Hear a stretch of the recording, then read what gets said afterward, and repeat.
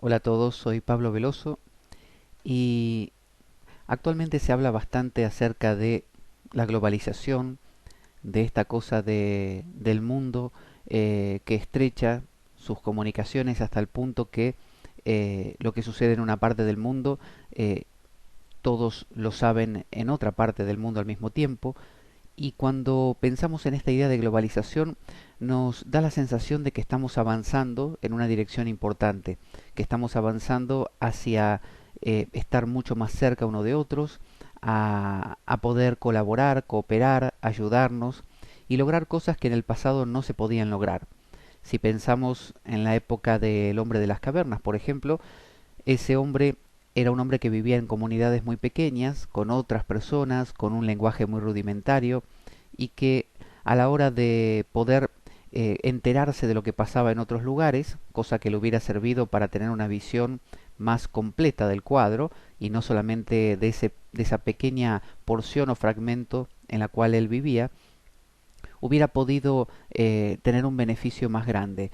Hubiera podido, por ejemplo, enterarse que ciertos animales salvajes podían estar viniendo y él prepararse para poder cazarlos, o enterarse de que había ciertos animales que podía también cazar avanzando unos kilómetros en alguna dirección.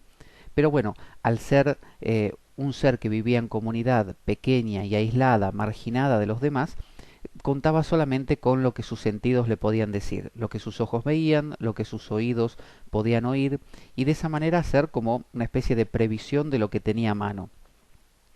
Luego, a medida que las comunidades fueron creciendo y empezaron a caminar en distintas direcciones, a recorrer territorio, seguramente empezaron a aparecer caminos.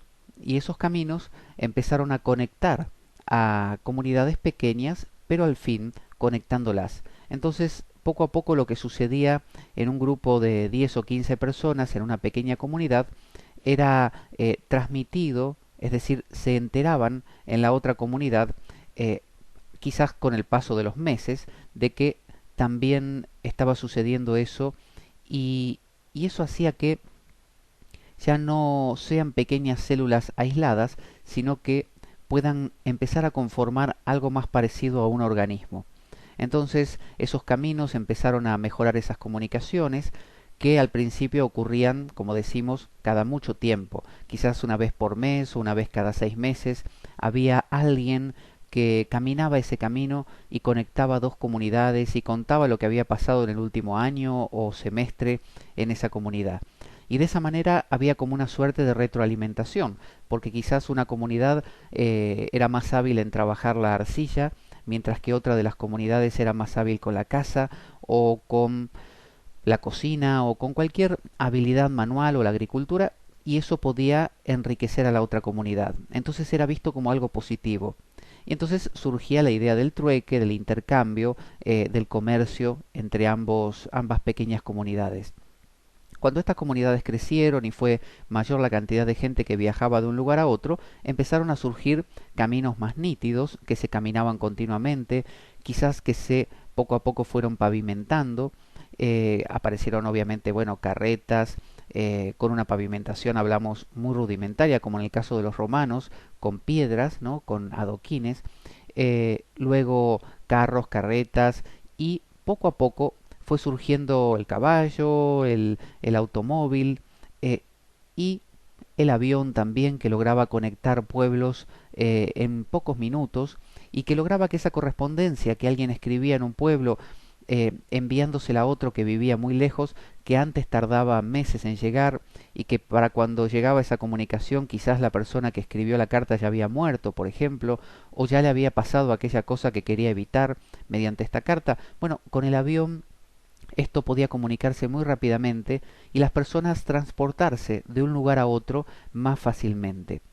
Se había ganado algo muy grande, es decir, la comunicación. Se había ganado la aproximación, la capacidad de estar más cerca del otro y poder compartir muchas más cosas y enriquecerse mutuamente. Se había perdido algo muy grande, que es la individualidad. Es decir, cada pueblo tenía una característica. Supongamos que el pueblo A era capaz de trabajar la arcilla de una manera que era su impronta, era su marca. nadie lo hacía como ellos. El modo de combinar los colores o los pigmentos que utilizaba para pintar esas vasijas de arcilla eran únicos y propios de ese pueblo. En la medida en que empezaron a conectarse con otros pueblos, y ese otro pueblo también copió, adoptó, porque lo vio como una mejora, esa manera de combinar los pigmentos, el otro pueblo también comenzó a hacerlo. Entonces, como conclusión, ya no había un pueblo especial y único que dijera, esta es nuestra habilidad, esto es lo nuestro, y comerciamos con el otro pueblo. Ahora el otro pueblo también lo hacía. Y ese pueblo, a su vez, copiaba otras cosas de otros y así mutuamente. Entonces empezaron a esfumarse las cualidades individuales, hasta cierto punto, porque todavía había distancias. Luego apareció el teléfono, y el teléfono logró lo que no lograba el correo ni el avión. Logró que, levantando el tubo del teléfono, instantáneamente podíamos hablar con otra persona y comunicarle cosas. Instantáneamente un periodista podía decir hubo un atentado, comenzó una guerra, finalizó una guerra, hubo un nacimiento, y se le informaba a otra persona o a un medio de comunicación como eran los periódicos, los diarios, y de esta manera la comunicación se hizo más fluida. La gente no tenía que esperar demasiado para tener una noticia, y eso lo hacía estar conectado con los demás. Luego, como un paso de evolución a partir del teléfono, surgió, bueno, el teléfono móvil, por ejemplo, la capacidad de comunicarnos donde sea que estemos. Ya no hacía falta llegar a casa y coger un teléfono o ir a un lugar donde hubiese un teléfono. Ahora la comunicación era en cualquier momento y en cualquier lugar, arriba de un avión, en la calle, caminando, en casa, en cualquier parte. En el lugar mismo donde ocurría el evento se podía informar. A la par del teléfono, también poco después surgió la televisión, antes del teléfono móvil, la televisión. La televisión logró que en cada hogar entrase la información, algo que antes era simplemente para leer, como en el caso del periódico, y que hacía falta ir a comprar el periódico y lo podía leer una persona por vez. La televisión logró que varias personas pudieran agruparse en casa o en lugares como bares o restaurantes y poder compartir esa información de manera masiva. A su vez, esa información era contada por personas y esas personas a su vez tenían sus propias opiniones. Por lo tanto, tampoco podríamos decir que esa comunicación era fiel, pero era una comunicación al fin. Entonces, televisión, teléfonos móviles permiten que se produzca esta suerte de globalización, esta suerte de ya no hay algo que se encuentre en una sola parte del mundo. Esta comunicación logra que aquello que era propio de Egipto y que solamente lo podía conseguir ahí como un tipo de café o de té o algo especial, un instrumento musical, ahora puedo ir a China, puedo ir a Canadá y encontrarlo también. Entonces, esto de decir, bueno, voy a viajar a otro lado porque me interesa eso que está allá, ahora lo tengo a la vuelta de la esquina, ahora lo tengo acá también. Entonces, la globalización permite esta interacción, permite una unión tal, una relación tal, que las fronteras se van disolviendo.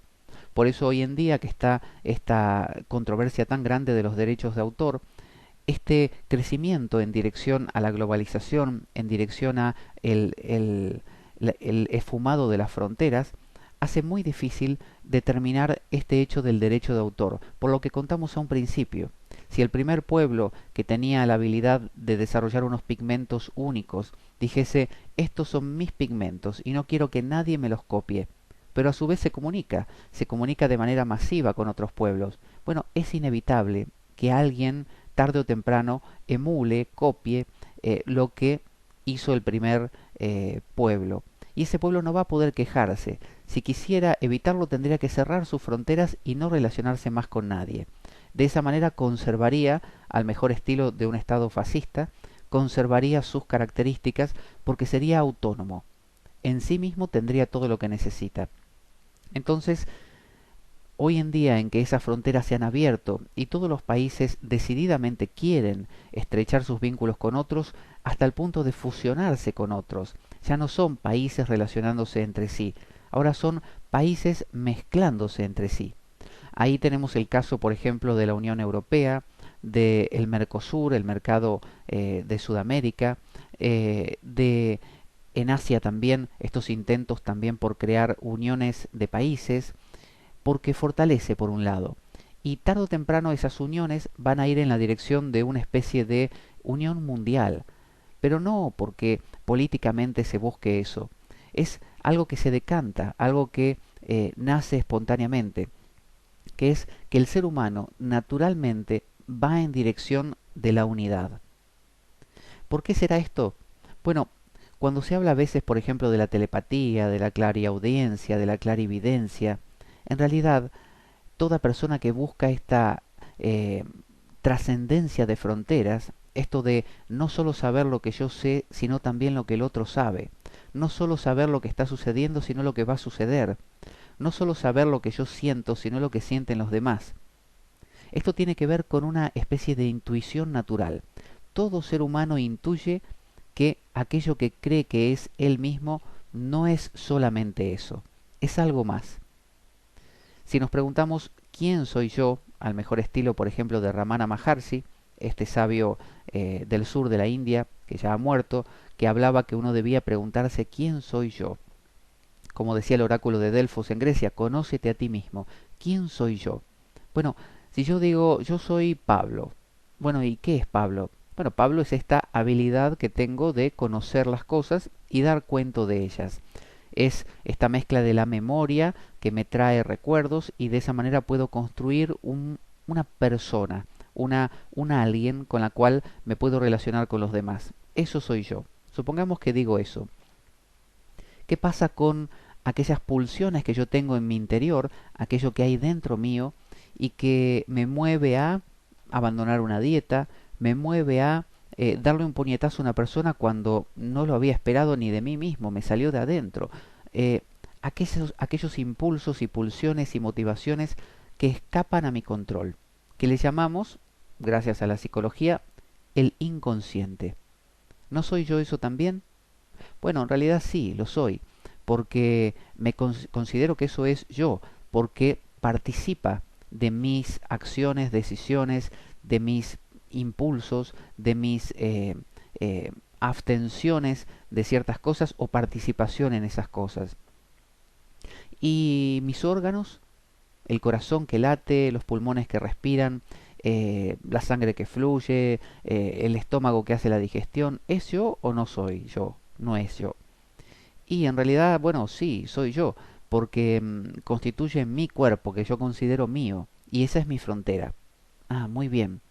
Pero tú no controlas el corazón, no sabes cuándo va a dejar de latir o a qué velocidad está latiendo, o no puedes acelerarlo o detenerlo, no puedes interferir en la digestión o en el peristaltismo del intestino, no puedes interferir en, no sé, la respiración celular. No. O sea que no tienes control de esos órganos en absoluto. No, no lo tengo. Bien. De tu inconsciente tampoco tienes control. Tu inconsciente hace lo que quiere. Son pulsiones que viven, digamos, en lo profundo de tu mente. ¿Es así? O sea que aquellas cosas que no controlas, las consideras tú. Aquellas cosas que son profundamente autónomas, que fluyen y se armonizan por sí mismas, como el equilibrio que se le llama homeostasis, que es el equilibrio de todo el organismo. Funciona solo, no necesita de tu participación, no, pero sin embargo crees que eres tú. Sí, y tu inconsciente tiene su propia vida, sus propios emergentes, que emerge cuando quiere y de la manera que quiere, y te hace romper en llanto, como te hace lanzar una carcajada o enfadarte con una persona al máximo en un instante y sin saberlo previamente. O sea que no lo controlas, no, e igualmente crees que eres tú, sí. Entonces, con el mismo proceso, como si jugáramos a la condición transitiva de que si A es igual a B y B es igual a C, C es igual a A. Entonces, podríamos decir de la misma manera que tú no controlas al Sol, cuándo se va a apagar o si tiene estos periodos de mayor intensidad o menor, no. Y tampoco controlas el movimiento de la Luna alrededor de la Tierra, no. Tampoco controlas las nubes que descargan su lluvia de vez en cuando, no. Y tampoco controlas a las demás personas, a lo que hacen, a lo que no hacen, a cómo se comportan, No, no las controlo. Entonces, si tú no controlas tu cuerpo, ni tus órganos, pero igualmente crees que son tú mismo, y tampoco controlas tu inconsciente, y sin embargo crees que es parte tuya, es tú mismo, y el mundo que llamas exterior tampoco lo controlas, y es igual de autónomo, igual de funciona con la misma homeostasis que el organismo que llamas tú mismo. Entonces quiere decir que tú también, por la misma condición, eres esa totalidad externa o que llamas tú externa. Eres el sol, la luna, la lluvia, las personas, las plantas, los animales. Nunca lo pensaste así. Bueno, piénsalo, porque quizás lo que hayas llamado yo mismo, que es este especie de foco que monitorea la vida y que yo llamo Pablo y que me parece que toma todas las decisiones, pero noto, tengo la intuición de que soy más. Entonces digo, bueno, incluyamos al inconsciente, aquello que es parte mía pero no lo controlo.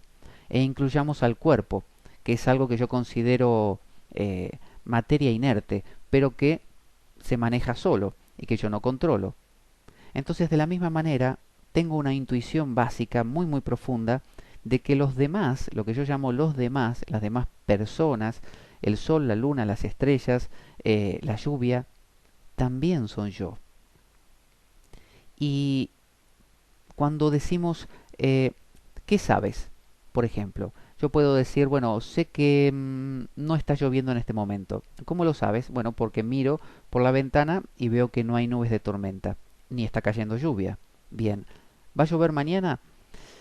Bueno, miro a ver si hay alguna nube a lo lejos y no veo ninguna, no veo ningún indicio y digo, no, no va a llover. ¿Y qué sientes verdaderamente en lo profundo? Bueno, tengo una sensación, como en los huesos, de que sí va a llover mañana. ¿Y cómo lo sabes?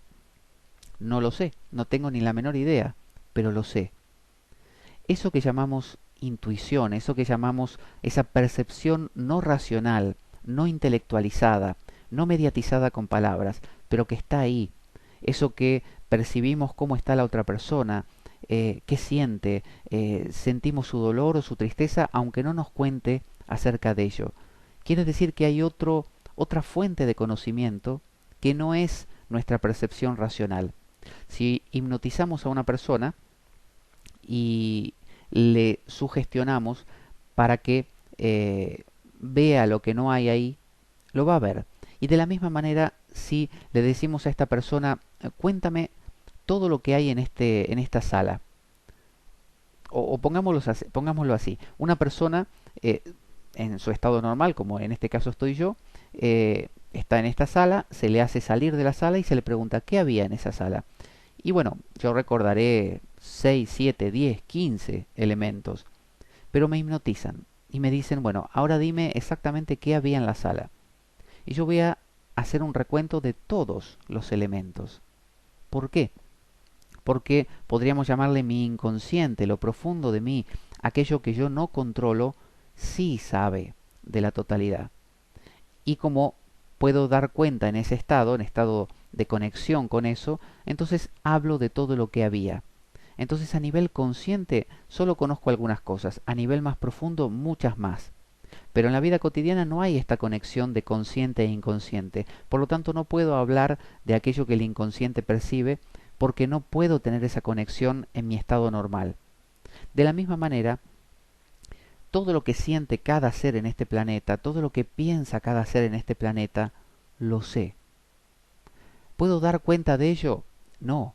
Pablo no puede dar cuenta de ello, porque Pablo es simplemente un foco de observación racional y muy limitado, muy estrecho, como los caballos que tienen unas, le llaman anteojeras u orejeras, que no le permiten ver más allá de lo que su efecto túnel le provoca. De la misma manera tenemos eso, pero así como el faro de un coche solo puede alumbrar hacia adelante y solo puede dar cuenta de lo que ve hacia adelante, pero no se entera del coche que tiene atrás, ni del conductor que tiene atrás, ni de que es parte de algo más grande llamado el coche. De la misma manera, cada uno de nosotros es el universo, es el sol, las estrellas, no es que está formado por o metido dentro de, es, es, porque si analizamos desde el punto de vista físico, nuestras moléculas, átomos, están, son los mismos que conforman toda la realidad. Este cerebro está formado por los mismos átomos, moléculas, electrones, protones y neutrones que la mesa, la silla o la piedra. Entonces, soy la totalidad.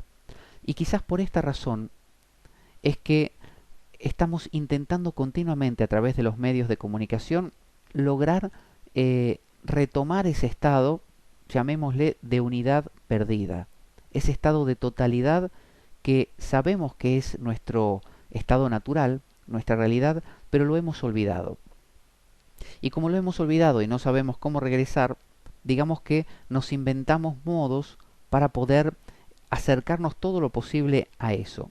Nuestros modos suelen ser tecnológicos, entonces inventamos internet, inventamos la transmisión de televisión, los teléfonos móviles, y poco más en el futuro empezaremos a utilizar seguramente ese chip que tanta gente habla, metido en la cabeza, que nos va a permitir comunicarnos entre nosotros, pero no de una manera mediatizada por algún artefacto, sino de una manera instantánea, mucho más cerca de lo que se llama telepatía. Entonces nos acercaremos muchísimo más a esta capacidad de ser uno, de estar no cerca, sino ser el otro de lo que estamos hoy en día. Y habremos ganado mucho, habremos ganado una sensación de totalidad que sin esa sensación nuestra vivencia es de aislamiento y de marginalidad. Una persona que tiene miedo es una persona que se siente pequeña. Y para tener miedo hace falta considerarse algo diferente del otro. En los Upanishad, en unos textos muy antiguos de la India, dice, aquel que ve otro, siente a otro, habla con otro, se comunica con otro, ese vive en un estado de miedo. Pero aquel que no ve a otro, no siente a otro, no se comunica con otro, ese jamás siente miedo. ¿Por qué? Porque si yo siento que hay un otro, siento que ese otro puede invadirme, puede lastimarme, puede entrar en mi mundo y hacer cosas que yo no quiero. Pero si yo descubro, abro mi visión y descubro que el otro es yo, ya no hay temor. Es decir, culturalmente quizás siga este estigma de, porque mi cultura me enseñó eso, de que el otro está ahí y que puede hacer algo conmigo, pero habrá una intuición básica de que no pasa nada en el fondo. Anteriormente, en la época medieval, por ejemplo, o después en la época de la caza de brujas, se pensaba que si uno dejaba la mente en blanco entraba el diablo. Y hasta hoy en día mucha gente, por ejemplo en el ámbito del yoga, tiene ese miedo. ¿Qué pasa si dejo la mente en blanco? Entra el diablo y se apodera de mí, porque encontró la mente vacía. Tienen esa idea de la mente como, o el cerebro como una especie de coche que cualquiera que entre lo puede manejar. Tienen la idea de que hay cosas que son usadas por personas. Esa es la idea que tenemos básicamente del universo, que es una idea completamente nociva, que es la idea de que yo estoy dentro del universo y soy la única cosa inteligente en este universo y por lo tanto tengo que modificarlo, transformarlo, tengo que usar mi grandiosa inteligencia, mi perceptiva y perspicaz inteligencia para modificar la estupidez del mundo que es inanimado, mundo de plantas, minerales y cosas que no sabrían qué hacer si no las ayudo yo. Entonces tenemos toda esta cosa de la clonación, de lo transgénico, de querer modificar el mundo, de querer quitar una montaña porque nos parece que es mejor una llanura, y nos da la sensación que el ser humano tiene que ir a la luna y clavar la banderita ahí, norteamericana, diciendo lo hemos logrado, como si el mundo fuese algo distinto a nosotros. Pero esta idea de globalizar, de unir, de estrechar vínculos, empieza a eliminar la idea de privacidad. Y parte de la globalización actualmente, con esta abundancia de cámaras y de sistemas de monitoreo y cosas por el estilo, es esto de que policías o estados observen a los individuos hasta en su más mínimo movimiento y empieza a dejar de haber una intimidad. Pero acá hay que hacer una diferencia muy muy importante, crucial, diría yo importantísima, que es la diferencia entre un estado totalitario y un estado de unidad. Cuando hablamos de un estado globalizado en el sentido de unidad, hablamos de una unidad como de organismo. Es decir, un organismo es algo donde no hay un jefe. Podríamos decir, bueno, en un organismo el cerebro es el jefe. No, el cerebro tiene sus ramificaciones que son los nervios, que transmiten los mensajes o las sensaciones que captan del entorno. ¿Podríamos decir que el cerebro es lo que está dentro de la cabeza? No, el cerebro es todo el organismo. El cerebro, la percepción, es todo, ya que cada uno de los nervios forman parte de ese cerebro. Ese cerebro sin los nervios no sería nada. Ese cerebro sin un estómago que lo alimente no sería nada.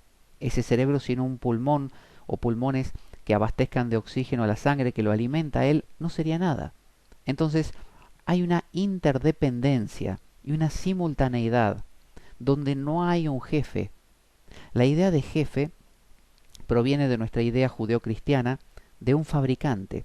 Dios moldeó a Adán, lo fabricó, insufló su aliento de vida y de ahí en más comenzó a existir. Y Adán tuvo la sensación de, este me creó. Y si este me creó, yo soy una creación, ¿no? Una criatura.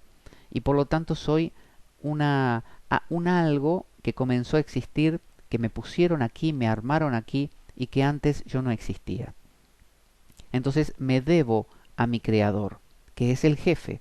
Y de ahí en más, todas nuestras instituciones sociales, todas nuestras instituciones familiares, nuestros modos de conducirnos políticamente, económicamente, familiarmente, sentimentalmente, laboralmente, todas responden a una pirámide de poder, donde el de arriba domina al de abajo. Entonces, cuando hablamos de una globalización, de una unidad donde se empiezan a disolver las individualidades y empezamos todos a ser un uno, donde no existe más Pablo, porque todos sabíamos desde un principio de los tiempos que, o intuíamos, que mi pensar no era mío. Mi pensar, cada niño que nace es insuflado de cultura, de tradición, de esa cultura en particular. Cuando ese niño crece, no puede decir, estos son mis pensamientos, ya que en realidad esos pensamientos provienen de su cultura, padres, madres, abuelos, más las influencias del ambiente, las cosas que fue viviendo, su propia memoria. Hay miles de interacciones cruzadas que forman lo que llamaríamos ese individuo. Entonces, si en esa época ya no podía decir a alguien, este es mi pensamiento, en esta era actual, donde las Wikipedias y la información de periódicos, de internet, de teléfonos, de todo lo que nombramos antes es avasallante, nadie puede decir esto es mío. Por lo tanto, esto de derecho de autor no tiene cabida, aunque sea una sensación genuina, esta de yo lo hice y quiero que nadie me lo copie. Pero olvidamos que nosotros a su vez lo copiamos de otros. Nadie crea una sinfonía de la nada. A un Beethoven con su himno a la alegría y estas cosas, que él tenía esa canción dando vueltas en su cabeza que poco a poco le fue dando forma de composición musical, él no la extrajo del vacío, de la nada. Seguramente habría oído un pedacito de alguien, un pedacito del otro, una nana de su madre o de alguna mujer que le cantaba a un niño, y entre todo eso salió su sinfonía. Había un hombre, se cuenta en una historia en la India, que era adorador de Shiva, y estaba muy muy orgulloso de haber compuesto un himno a Shiva. Él sentía que su himno era único, y que nadie podía copiarlo y que era como el más grandioso himno jamás creado. Y estaba tan orgulloso en sus pensamientos y felicitándose a sí mismo por haber creado este himno y contento de que el dios Shiva iba a estar muy agraciado con él. Bajó del cielo en ese momento Shiva y el hombre se sintió feliz de que Shiva le iba a decir muchas gracias por el himno que has creado, eres único, eres mi mejor devoto. Sin embargo, bajó Shiva con una sonrisa y un brillo en sus ojos socarrón, un brillo así malicioso, y bajó montado en su toro. El toro de Shiva se llama Nandi. Y este toro hizo así con sus dientes, o sea, mostró sus dientes. Y en cada diente del toro había una letra del himno de este devoto. Como diciéndole, mira, lo que tú creaste ya lo tenía yo aquí, no lo inventaste. Entonces, no existe pensamiento individual, no existe creación individual, no existe nada que pueda llamar verdaderamente mío, porque si soy todo, nada es mío, y a su vez podríamos decir todo es mío, entonces nada queda fuera. Entonces cuando se habla de esta globalización, de este estrechamiento de conexiones, de comunicaciones, que nos permiten disolver fronteras y ya no ser un yo tan separado de los demás, sino que ser ahora un yo que es los demás.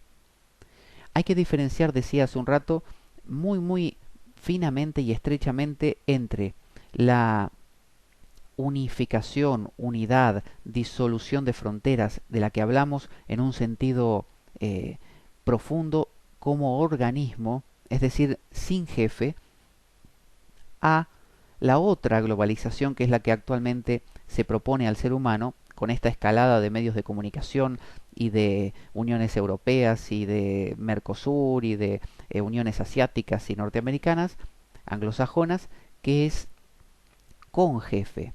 Es decir, actualmente lo que se propone es, vamos a globalizarnos todos, pero en dos niveles.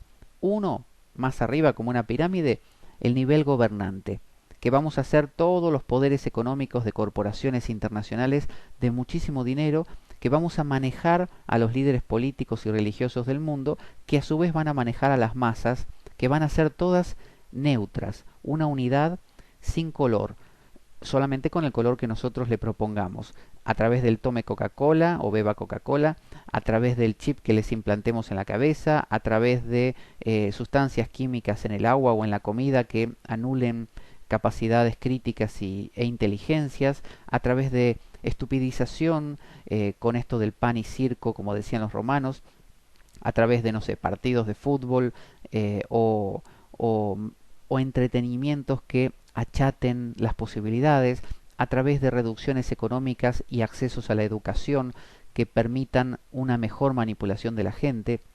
Esa es una globalización distinta. Esa es una sujeción a un padre. Es el pensar, vamos a globalizarnos porque si no nos globalizamos vamos a perder. Necesitamos que aparezca un papá, un padre que nos cuide. Y ese padre es el dirigente político, el líder. Y detrás de ese líder están los poderes económicos que manejan todo. Entonces, fíjense la gran diferencia. Unidad como organismo, sin nadie que maneje las cosas. Una homeostasis natural, donde las cosas van ascendiendo o descendiendo o equilibrándose naturalmente, con decisiones, con tomas de decisiones e iniciativas y proyectos y todo lo que tenga que ser, pero sin jefe, con la noción o la intuición básica de que somos una unidad y que toda nuestra búsqueda de omnisciencia, omnipotencia, omnipresencia, clarividencia, teleaudiencia y todas esas cosas, o clariaudiencia, tenían que ver con la intuición básica que sabemos que somos uno. Esto de si tu hermano o tu enemigo te golpea en una mejilla, pon la otra 800 veces, nos empezamos a dar cuenta que esto de entrega el corazón a Dios tenía que ver con que en el fondo intuíamos todos que soy el cielo, soy el océano, soy la persona, soy el enemigo, soy el animal, soy la planta, soy el mineral. Eso por un lado, pero actualmente sucede de la otra forma, de la forma piramidal, donde hay un jefe que nos propone, sean todos niños de rebaño, como ovejitas, sean todos iguales, y yo los voy a cuidar, porque yo sé cómo se hacen las cosas y ustedes no. Entonces, acaten, acepten, cumplan, y todo va a ir bien. Hagan lo que se les dice. Y aquí les doy un caramelo para que se entretengan, que es el pan y circo, para que no piensen, para que no se preocupen. Déjenme a mí, que soy el jefe, el padre, que me ocupe de todos ustedes. Esa es la propuesta actual. Y esa propuesta es extremadamente nociva porque no solo anula las capacidades individuales, sino que nos genera una noción que no existe en la naturaleza. No hay un solo lugar en la naturaleza que podamos ver, en el reino animal, vegetal o mineral, donde haya un jefe. Podríamos decir, bueno, existe, no sé, el jefe de la manada, pero ese jefe de la manada no tiene la noción que tiene el ser humano de soy el jefe, por más que luche contra los demás por la supremacía, esa es nuestra visión, porque tenemos un lenguaje que lo describe así. El león que mata a los cachorritos del antiguo león para que no su progenie no se mezcle con la suya, nosotros lo vemos como un acto cruel, porque lo pensamos con nuestros ojos, con nuestra ambición, avaricia y cosas por el estilo. Pero el león no tiene ni culpa, no se psicoanaliza, no tiene traumas por haber hecho eso, las leonas no lo odian eternamente y esperan el momento de vengarse de él. No, ese es el mundo humano, no es el mundo animal. Entonces, el mundo humano es el mundo del lenguaje. Y el mundo del lenguaje ha sido impregnado de tradición. Y nuestra tradición, nuestra forma de pensar, incluye la visión vertical o piramidal de un jefe, un padre y sus hijos. Entonces, vivimos acatando. Y como paralelamente tenemos esta intuición de totalidad, ese acatamiento se está mezclando cada vez más con disolver fronteras. Pero hay un gran peligro en disolver todas las fronteras y seguir sujetos a un padre, como pasa por ejemplo con los regímenes a veces comunistas, donde se nos pregona que vamos a ser todos iguales, todos los mismos derechos, pero empieza a haber alguien que dice esto se puede leer, esto no se puede leer, como ha sucedido en Rusia con Stalin, o como ha sucedido en Cuba con Fidel Castro, que se dice que está toda la libertad del mundo ahí, pero la única libertad posible es decir viva Fidel, y todo lo demás está prohibido. Entonces, los sistemas comunistas originalmente eran una propuesta noble, como la de Marx, pero una vez en la práctica, el ser humano vuelve al sistema piramidal porque es lo único que conoce, pero no solamente los líderes. No es que, digamos, hay culpa en los líderes y son víctimas los ciudadanos. Los ciudadanos son tan, en ese sentido, responsables como el líder, porque han sido criados así y no abren los ojos para cambiar eso. Por otro lado, los sistemas capitalistas que prometen una libertad de comercio donde el individuo puede hacer lo que quiera, nuevamente ese individuo es manipulado por grandes corporaciones internacionales de muchísimo dinero y sin rostro, que no aparecen ante la vista pública, que manejan sus supuestas libertades a través de la publicidad, a través de los gobiernos, poniéndolos y sacándolos, a través del miedo, a través de guerras que producen o atentados o autoatentados que producen sensación de pánico y ese pedido desesperado de la población de queremos ser defendidos. Entonces hay un armarse, una carrera armamentista mayor, donde la policía ahora tiene más derechos de entrar en la vida personal del individuo. Entonces fijémonos la gran diferencia. Ya no es todos somos uno y obviamente renuncio a mi privacidad porque sé que todo es una unidad. No hay mis pensamientos, no hay mi vida, hay la vida y por lo tanto ya no temo porque ya no soy un individuo metido dentro de un cuerpo en particular que teme ser destruido por otros cuerpos en particular. Ahora soy la totalidad, pero es muy distinto decir, ya me di cuenta que no soy un individuo dentro de un cuerpo, que soy la totalidad, pero hay algunos que van a cuidar de que todo esto se mantenga así, y esos son los papás, los padres, los papas, por otro lado, son los líderes, los que nos van a guiar. Ese sistema no es un sistema de organismo, es un sistema de un creador, es un sistema de un manufacturador, como sucede en la novela de Aldous Huxley, la novela de la isla, ¿no? O el sistema totalitario de Orson Welles del 1984, esa novela, donde también se hablaba de un sistema donde todo está controlado, un sistema fascista. Y estas uniones europeas, americanas o asiáticas van hacia eso, van hacia ese sistema.